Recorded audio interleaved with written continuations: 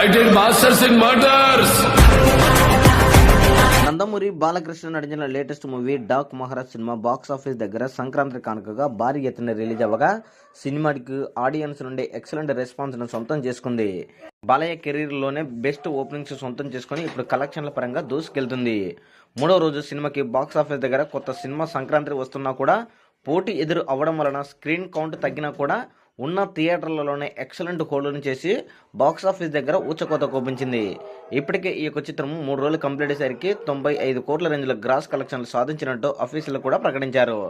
అయితే యూఎస్ఏలో కూడా box office దగ్గర భారీ వసూలను కూడా సాధిస్తుంది అనేది మనము స్పష్టంగా గమనించుకోవచ్చు. యూఎస్ఏలో ఈ యొక్క చిత్రము బాక్స్ ఆఫీస్ దగ్గర 3 రోజులు కంప్లీట్ అయ్యేసరికి $1.2 మిలియన్ వచ్చినట్లు స్పష్టంగా తెలియజేశారు. ఇక 4వ రోజు కూడా బాక్స్ ఆఫీస్ దగ్గర ఈ యొక్క చిత్రము భారీగా వసూలు రాబట్టే అవకాశం ఉంది అనేది మనము స్పష్టంగా గమనించుకోవచ్చు. 4 రోజులు కంప్లీట్ అయ్యేసరికి యూఎస్ఏలో బాక్స్ ఆఫీస్ దగ్గర 4వ రోజు కూడా యూఎస్ఏలో $1.5 మిలియన్ వచ్చే అవకాశం ఉందని ట్రెండ్ పండితులు చెబుతున్నారు.